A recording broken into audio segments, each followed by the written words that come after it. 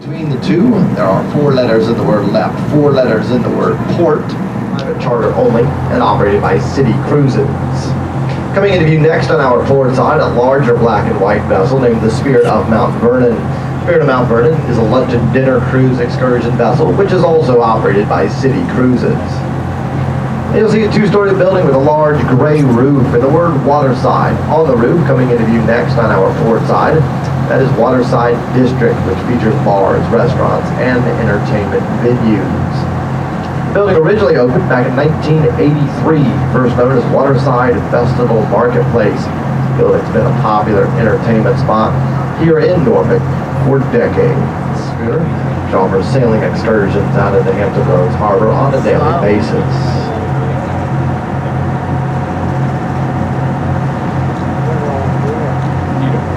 Private shipyards, as well as Norfolk's Harbor Park, home to the Norfolk Tides Baseball Club, the AAA farm team of the Baltimore Orioles.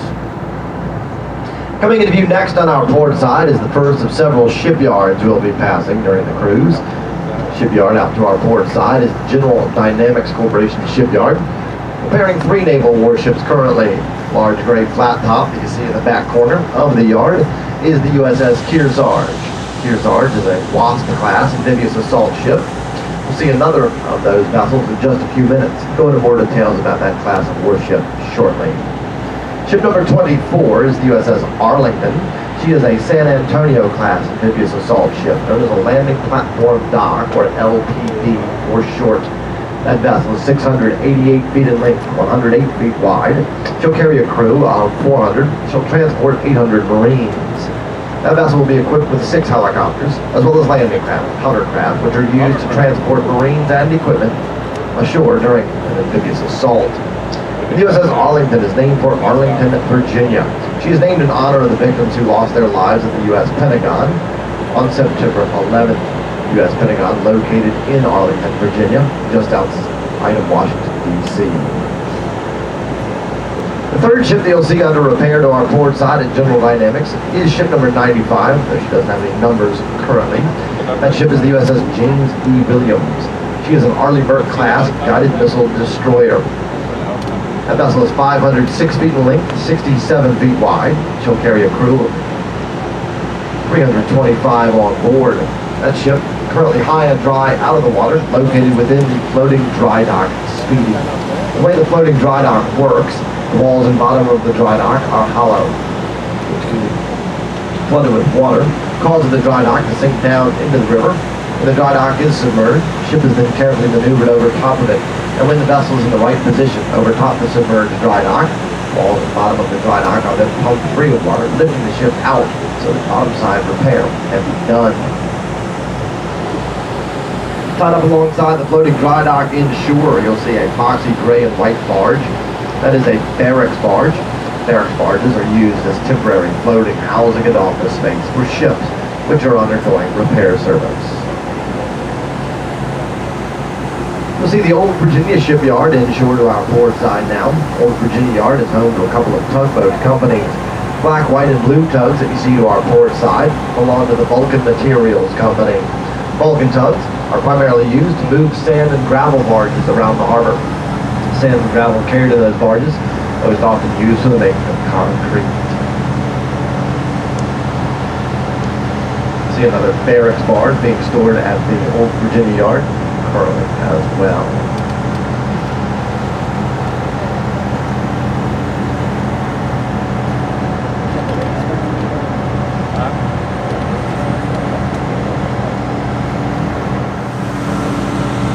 Coming into view in just a moment to our port bow on the point of land ahead of us is another ship repair facility. This is BAE Systems Shipyard ahead of us. BAE is the largest privately owned ship repair facility on the south side of Hampton Roads. They repair primarily naval vessels at this yard. First of those that you'll see this morning, ship number 50, USS Carter Hall. Carter Hall is a Whidbey Island class amphibious assault ship. And that ship is currently high and dry out of the water within the floating dry dock Titan. Titan is one of the world's largest floating dry docks, more than 880 feet in length with a lifting capacity of well over 60,000 tons. Tied up alongside here at BAE Systems, you'll see another large gray flat-top ship, LHD number 3, the USS Kearsarge. Kearsarge is another of the Wasp class amphibious assault ships. That vessel known as a landing helicopter dock, or LHD for short. She is 688 feet in length, 108 feet wide. Excuse me, that ship is 844 feet in length, 140 feet wide. She'll carry a crew of just under 1,300 and transport more than 1,800 Marines as well. That ship will carry 40 helicopters, as well as landing craft, hovercraft, Harrier jump jets, Osprey aircraft, and a 600-bed hospital on board the ship. Body of water coming into view next on our port side is the southern branch of the Elizabeth River. Southern branch is home to several shipyards, as well as quite a lot of import and export facilities, which are part of the Port of Virginia. Southern branch is also the entrance to the Atlantic Intercoastal Waterway, which is a system of rivers, lakes, bays, sounds, and canals, all interconnected together and stretching from here all the way to Miami, which is nearly 1,100 miles to our south. Vessels of less than 65 feet in height and 8 feet in draft can travel in the intercoastal all the way to Miami without having to enter the Atlantic Ocean. Taking a look down the southern branch, about a half mile from our position on the right bank of the river, you'll see a large green crane on shore. Adjacent to the crane are some 3-story brick buildings. Those brick buildings mark the beginnings of the Norfolk Naval Shipyard. The Norfolk Naval Shipyard is the nation's oldest shipyard, opened by a British company in the mid-1760s. The original name of this yard was the Gosport Navy Yard. This yard's been operated by the British, the United States, the Confederate States of America, and now the United States Navy operate that facility. They no longer build ships here. Only ship repair is done at this shipyard now. The yard is quite historic. Not only the first shipyard in the nation, it was also at this yard during the Civil War that the Confederate States of America outfitted ship Merrimack into the ironclad vessel CSS Virginia. It was also at that shipyard where the Navy's first cruiser, first battleship, and first aircraft carrier were all built. The green crane that you see down the way there is called the hammerhead crane. It's used to install gun turrets onto the decks of battleships built at this yard between the First and Second World Wars. And the Norfolk Naval Shipyard is now located in Portsmouth, Virginia. The name of the yard was changed from the Gosport Yard to the Norfolk Naval Shipyard. The property was then located in Norfolk County. You'll see the Portsmouth waterfront coming into view now on our port side as we turn. You'll see the American flag flying over top of Portsmouth's High Street Landing to our port side. High Street Landing, one of the stops here in Portsmouth for the Elizabeth River ferries. High Street Landing is situated at the base of High Street, which is the primary street of a very nice section of Portsmouth known as Old Town. Within Old Town Portsmouth are shops, restaurants, museums, and old homes and churches. Many of the homes and churches within Old Town built during the 17th and early 1800s. This is a U.S. Navy aircraft carrier that is to the very bottom of the ship's keel, the top of the ship's superstructure. Once again, the building to our port side standing at 24 stories. The full-service marina here at Portsmouth offers slips, fuel, and repair service. There's also a seafood restaurant named Fish and Slips located just in the middle of the marina. That restaurant is open to the public. Coming into view beyond the marina, you'll see a cove of water with a few boats anchored. That is Crawford Cove, named for Colonel William Crawford, who founded the city of Portsmouth back in 1752. During the colonial era, Crawford Cove was an anchoring ground for ships calling here at the harbor. Nowadays, most of the vessels which choose to anchor there are traveling along the Atlantic Intercoastal Waterway. Beyond Crawford Cove, you'll see a wooded point of land called Hospital Point. Hospital Point is home to the United States Navy's Regional Medical Center of Portsmouth, Virginia, formerly known as the Portsmouth Naval Hospital. Looking through the trees, you'll see a white building with a green dome roof. That is the original construction of the hospital, which opened back in 1832. Since that time, the hospital never closed its doors or refused to care for any patient, and that is significant, seeing that the hospital changed hands several times during the Civil War. Also, since 1832, the hospital has been added to a few times. You'll see some of the new phases of the hospital out to our port side. The tall brick building opened in 1960. Brick buildings with the green roofs have been in operation since the early part of the 2000s. And all the phases of this facility together make this the world's largest military medical installation. The original building of the hospital is still in use nowadays. It's no longer used for any type of medical procedures, but used as office space. The original operating room for the hospital, located just beneath the green dome. The very top of the dome itself is glass, which allows sunlight into the operating room, so surgery could be performed. Get another good looking 16-inch gun she carries. There are 3 guns per turret, 2 turrets forward of the ship's superstructure and 1 turret aft. Each of the 16-inch guns can fire a 2,700-pound projectile at a distance of more than 20 nautical miles with pinpoint accuracy. 16-inch guns are the largest ballistic guns ever deployed aboard a U.S. ship, and they are the most accurate guns ever deployed on any vessel. The battleship also carries 12 smaller guns, which are 5-inch 38 caliber guns, 2 per mount, 3 mounts on either side of the ship. And during World War II, the battleship also carried well over 100 anti-aircraft guns. The battleship not only served the U.S. during World War II, but also the Korean War and Operation Desert Storm. Throughout the long career of the ship, the Wisconsin was equipped with newer, more advanced weaponry, including 4 phalanx close-in weapon systems, Harpoon anti-ship missiles, and Tomahawk cruise missiles as well. The ship is now permanently moored here at Nauticus, and she is open to visitors as part of the admission to the Nauticus Center. Center of NOAA. NOAA stands for the National Oceanic and Atmospheric Administration. So you can call the gray vessels docked there. There are ships in the Cape Race and the Cape Rise. They're stored here permanently. These vessels are part of the nation's ready reserve fleet. These vessels used to transport military vehicles and equipment during a time of war or national emergency. These ships are known as RoRo ships. RoRo stands for roll on, roll off. There are large ramps at the stern of each of those ships. Those ramps can be bolted down to a pier, allowing vehicles and equipment to be quickly and easily rolled on and off. These ships can be loaded and ready for sea in less than 10 days if necessary.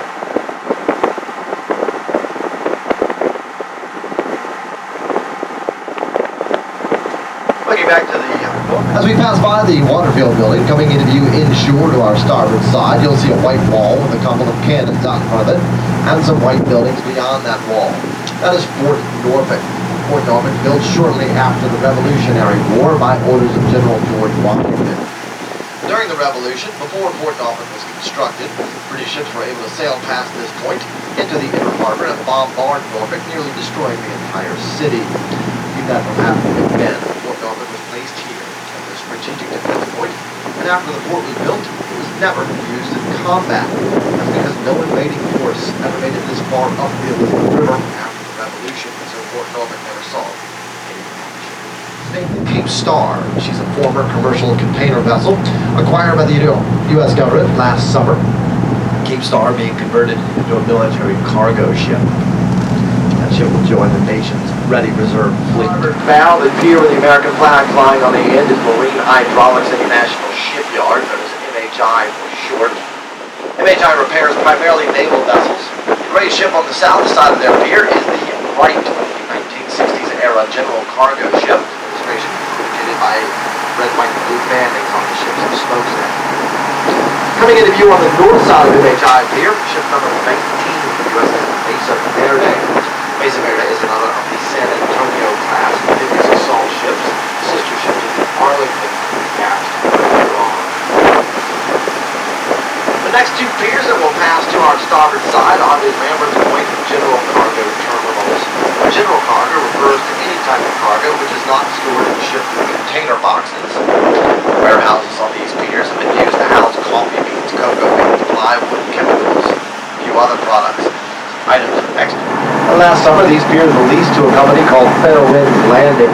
Fairwinds Landing will be concerning themselves primarily with building, maintaining, and supplying the offshore wind farm. They will do a little bit of general cargo work as well. You'll see 3 ships stored at the general cargo piers out to our starboard side. Large gray vessel in view is the U.S. naval ship Red Cloud. She is a large, medium-speed, roll-on, roll-off ship, 950 feet in length. Ships like this are used to transport all types of military vehicles, equipment, supplies, and cargo for any branch of the military which may need it. We see two more orange-hulled ships coming into view as well to our starboard side now. These are the Naval and the San Juan. These are two more former commercial container vessels being converted into military cargo ships.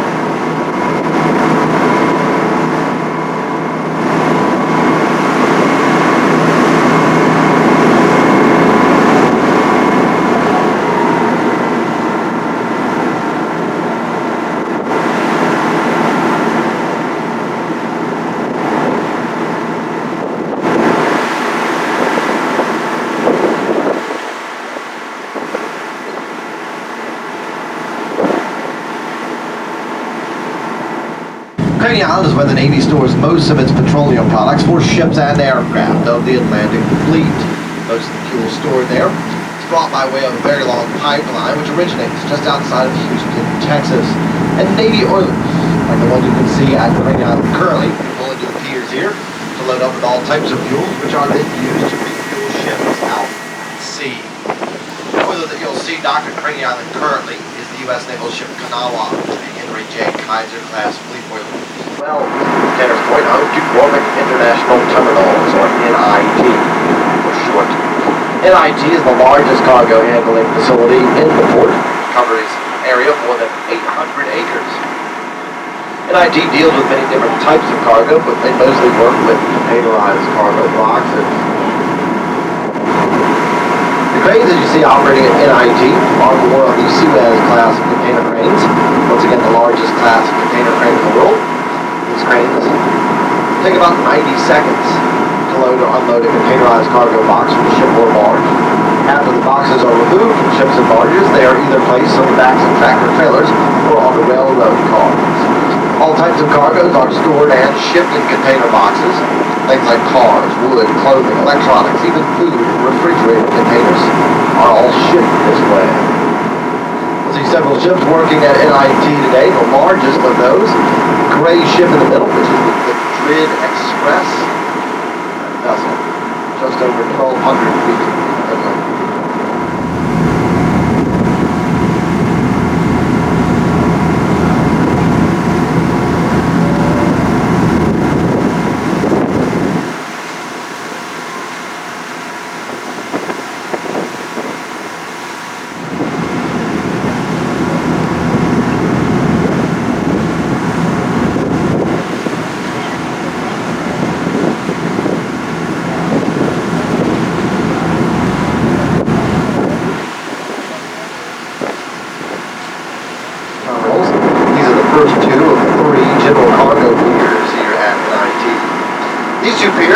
Constructed by the United States Army shortly after the end of the First World War.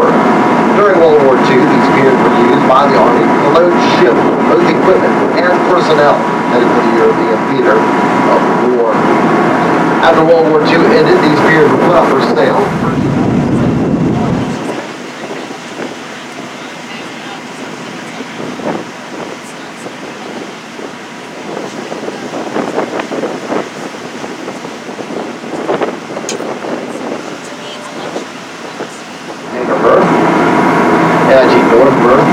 Smaller cranes than the ones on the south end of the terminal.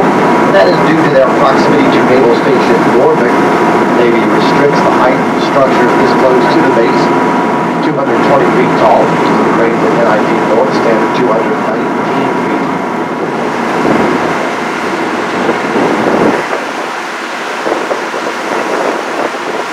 Looking to our starboard side is the crane pier and crane elevator here at NIT.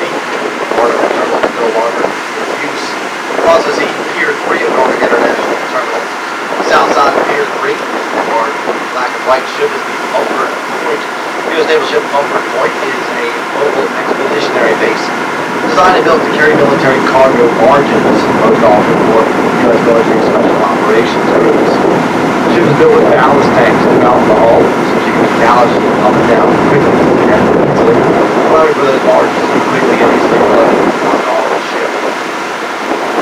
north side of NIT Pier 3, the large blue ship, the Dail. This is a container vessel. She's completely empty. The Dail is the ship which struck the Francis Scott Key Bridge in Baltimore in the spring of this year, causing that bridge to collapse.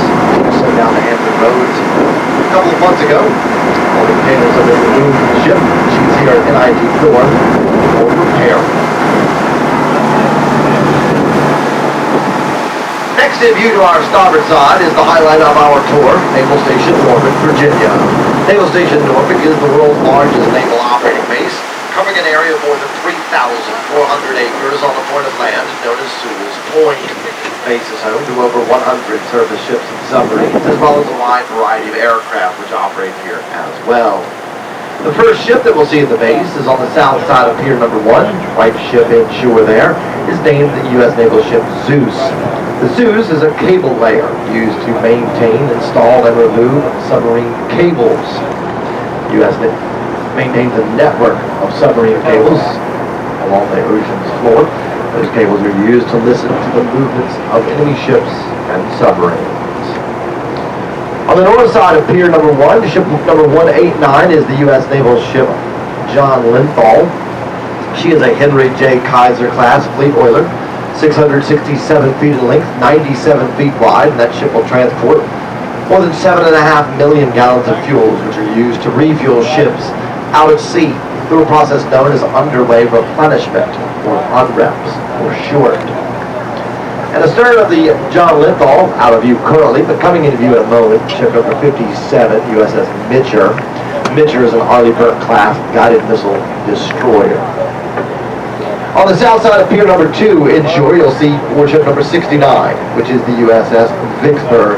The Vicksburg is a Ticonderoga-class guided missile cruiser. Ticonderoga-class cruisers were the first class of naval vessel to carry the very sophisticated Aegis weapon system. The Aegis system consists of high-tech sonar, radar, communications, and computerized weaponry. Aegis-equipped ships able to track and prioritize well over 2,000 targets simultaneously. Those targets can be surface targets, submarine targets, air targets, even targets for other vessels as well. The computers associated with Aegis will determine whether the ship is tracking hostile or friendly targets. Hostile targets are automatically prioritized, and the computers will automatically select the best weapon to deal with any type of hostile target. That all happens very quickly and effectively in only fractions of seconds. Weaponry on board the Vicksburg includes 2 5-inch deck guns, one on the bow and a second on her stern. She'll also carry 2 Phalanx close-in weapon systems. Phalanx system is a radar-guided Gatling gun used for close-in defense of a ship against incoming missiles and aircraft. That ship will also carry torpedoes for anti-submarine warfare and more than 120 missiles on board. Missile systems carried aboard Ticonderoga-class cruisers include the Navy's standard surface-to-air missile, Harpoon anti-ship missiles, and Tomahawk cruise missiles as well. That ship is 567 feet in length, 55 feet wide. She'll carry a crew of 375 on board.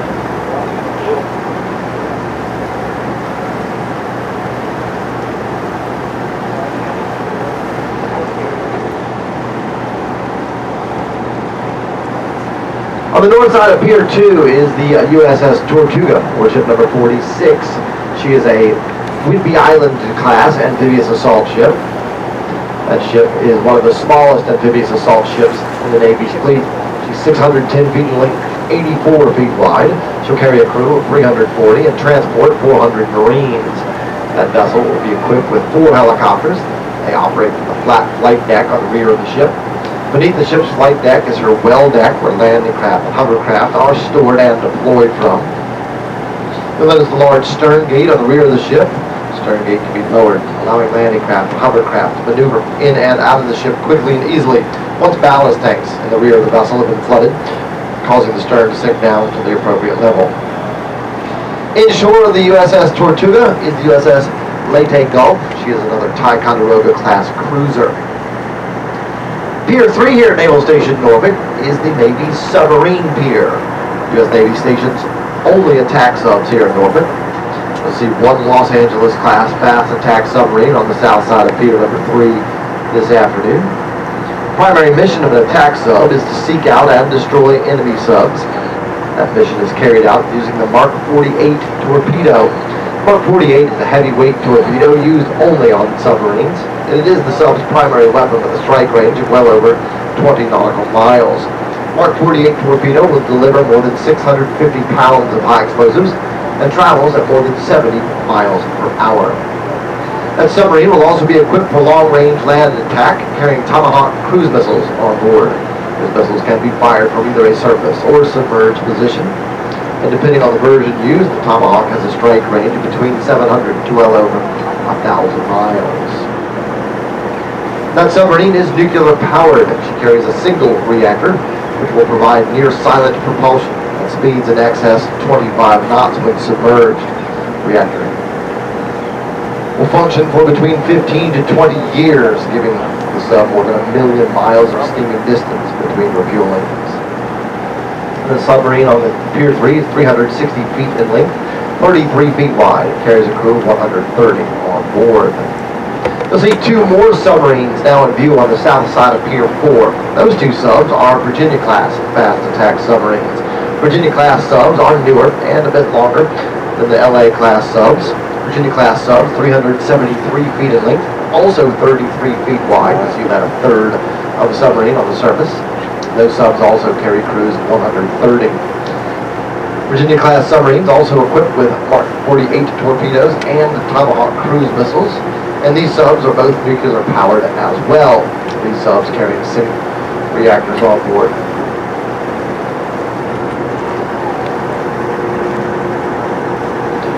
On the north side of Pier number 4, you'll see ship number 71 close to the channel. That is the USS Ross. Inshore the Ross is the USS Bainbridge. Both of these ships are Arleigh Burke class guided missile destroyers. The Arleigh Burke class of ship is the second of only 2 classes of warship to carry the sophisticated Aegis weapon system.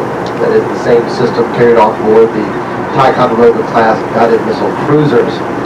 Arleigh Burkes are quite similar to the Ticonderoga class ships. However, these destroyers are newer and a bit smaller, 506 feet in length, 67 feet wide, and these ships carry crews of 325 aboard.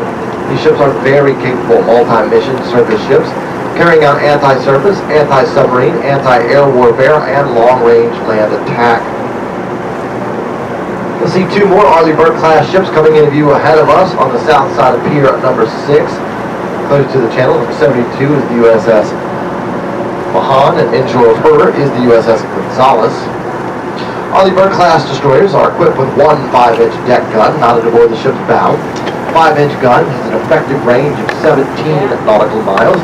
That range can be extended to more than 70 nautical miles using specialized rocket-propelled projectiles. These ships also carry 2 phalanx close-in weapon systems, torpedoes for anti-submarine warfare, and each Arleigh Burke class destroyer also equipped with 90 missiles on board.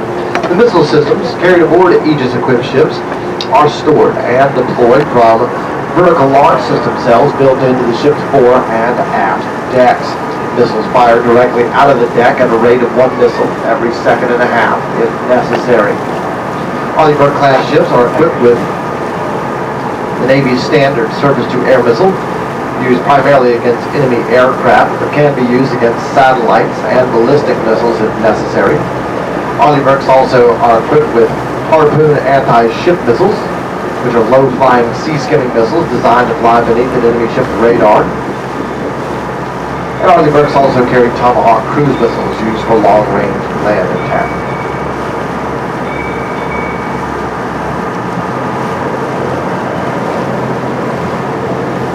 And we do see quite a few Arleigh Burke class destroyers during our tours here at the base. The Navy plans on building more than 70 Arleigh Burke class destroyers. Price tag for a new one running at about $2.5 billion currently.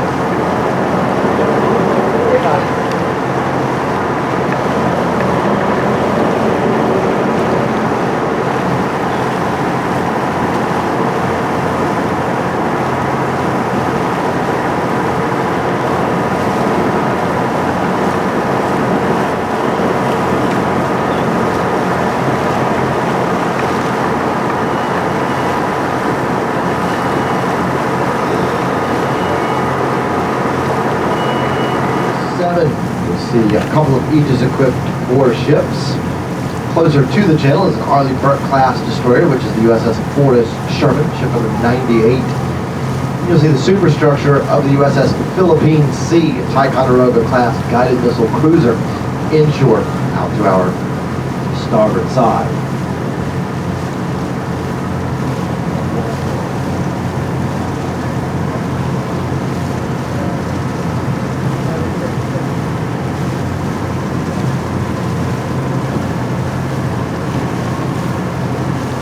On the south side of pier number 8, you'll see ship number 8 coming into view.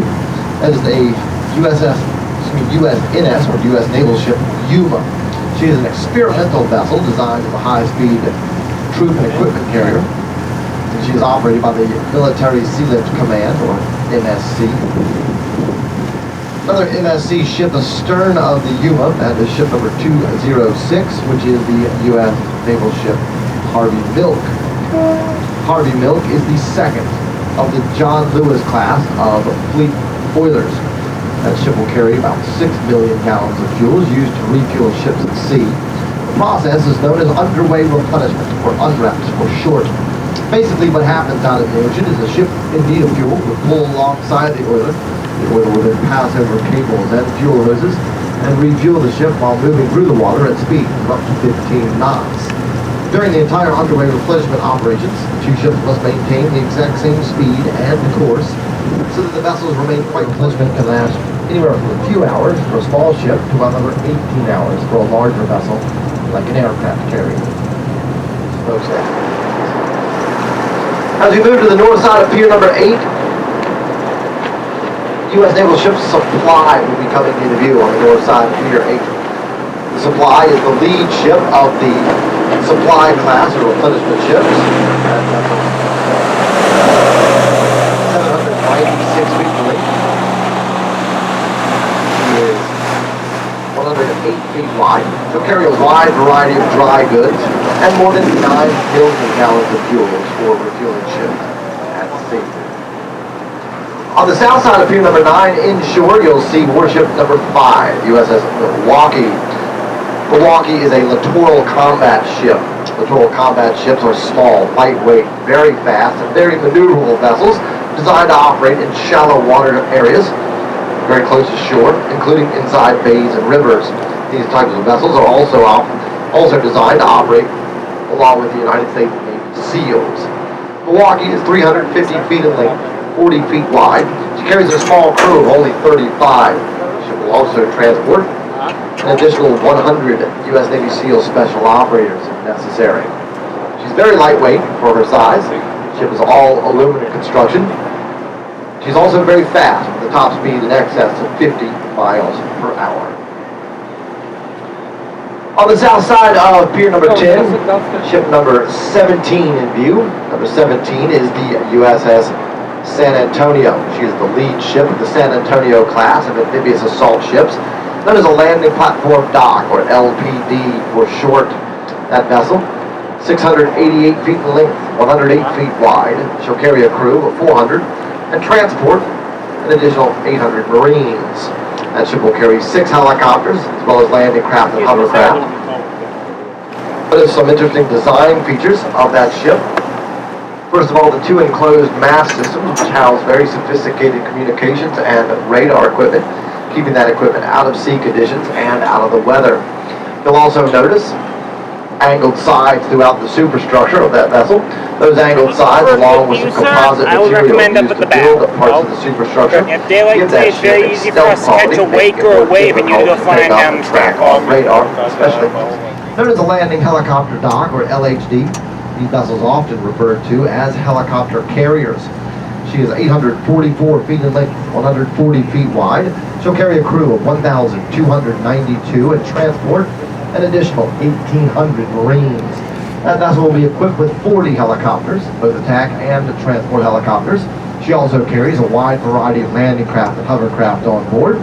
She'll carry 6 Harrier jump jets, which are fixed-wing jet-powered aircraft that can take off and land vertically.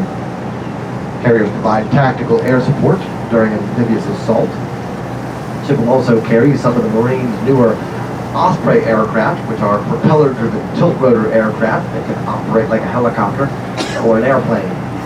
In addition to all of that, the ship also carries on board a 600-bed hospital. The next three piers that will pass here at the base, Piers 11, 12, and 14. There is no Pier 13 here at the base. And we'll see a couple of the Navy's super aircraft carriers this afternoon. On the north side of Pier 11, ship number 78 in view. This is the USS Gerald R. Ford. Gerald Ford is the first, and so far only ship of the Gerald R. Ford class of super aircraft carrier. The Navy classifies any aircraft carrier in the world of over 1,000 feet in length a super carrier. Ford is 1,092 feet in length, 258 feet wide, and she weighs in at just under 100,000 tons. An example of the weight of that ship, she's equipped with 4 propellers. Each of those propellers is 22 feet in diameter, and each propeller weighs in at about 60,000 pounds. With 75 aircraft on board under normal circumstances. And those aircraft are taking off, landing, and being raised and lowered to and from the flight deck at all times during the day or night, rain or shine. That much activity on the flight deck of any carrier makes being a crew member on the flight crew one of the most dangerous jobs in the world. The aircraft are taking off or being launched from the ship. They are launched off the forward flight deck. Assisting aircraft in launch aboard the Ford are 4 electromagnetic catapults. She is the first ship to carry the electromagnetic catapults. The catapult, along with the aircraft's engines, will launch an aircraft from a dead stop to a speed in excess of 150 knots in a very short distance in a matter of only a few seconds. When the aircraft land on the carrier, they land on the rear flight deck of the ship, coming across the ship's stern first.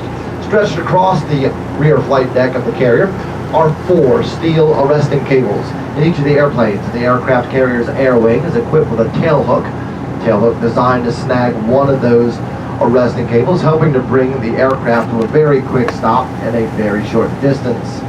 Now, if the aircraft were to miss the arresting gear, it's actually not a big deal. Aircraft land at full power. That's done in case the arresting gear is missed. That way the aircraft can simply take back off, circle around, come in for another landing. And to move aircraft between the deck levels of the ship, the Ford carries 4 flight elevators. And when she's underway with a full complement of crew, including air wing on board, Gerald R. Ford, home to more than 4,500 men and women. And that is a much smaller crew than older aircraft carriers. Ford can carry a smaller crew because this ship is one of the most automated vessels ever delivered to the U.S. Navy. She's also equipped with the most up-to-date computer, navigation, and air traffic control systems. And the Ford is nuclear powered. She carries 2 large reactors on board the ship. You'll see 2 sister ships on either side of Pier number 12 this afternoon. On the south side of the pier, the Medgar Evers. And on the north side of the pier, the U.S. Naval ship Robert E. Peary. These are 2 of the Navy's Lewis and Clark class replenishment ships, 600 feet in length, 100 feet wide. They carry primarily dry goods, including ammunition, explosives, food in both frozen and dry form, even U.S. mail out to ships at sea. These ships also equipped to carry about 3.5 million gallons of fuels to refuel ships as well. And at Pier 14, the last ship that we'll see here at the base, ship number 69, USS Dwight D. Eisenhower. She is a Nimitz-class super aircraft carrier. The Nimitz-class carriers are also 1,092 feet in length. The ship not quite as wide as the Ford and only 252 feet wide, also weighing in at just under 100,000 tons. The Nimitz-class ships, like the Eisenhower, are equipped with steam-powered catapults, which assist aircraft in launch off the forward flight deck of the ship. She also carries 4 flight elevators.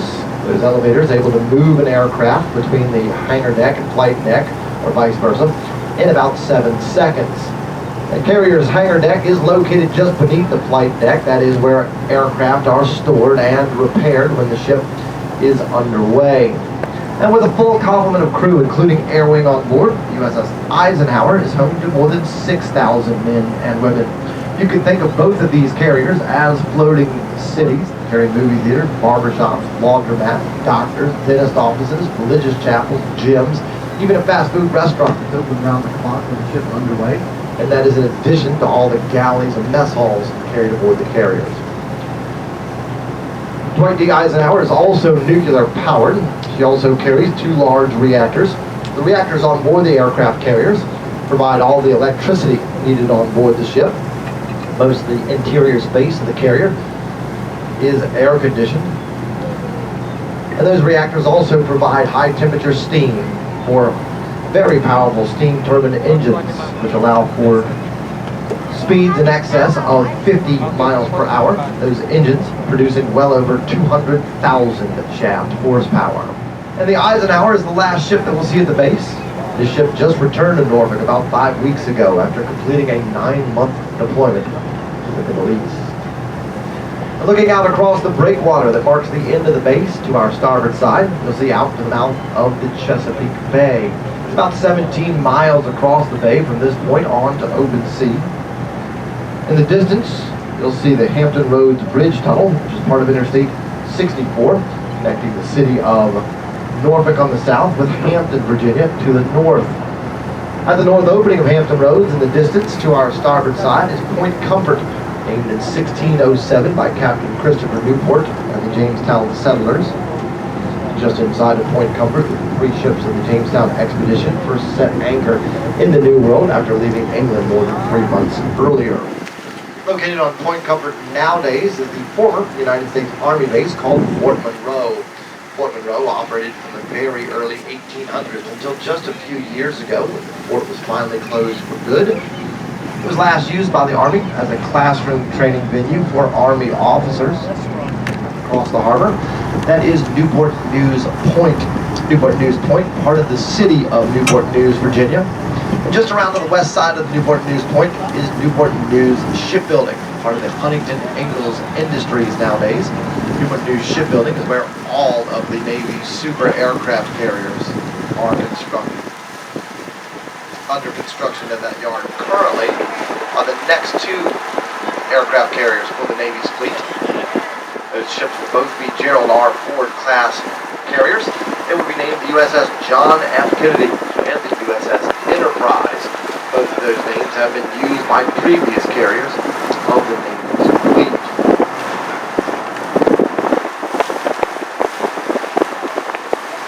And we're going to start heading back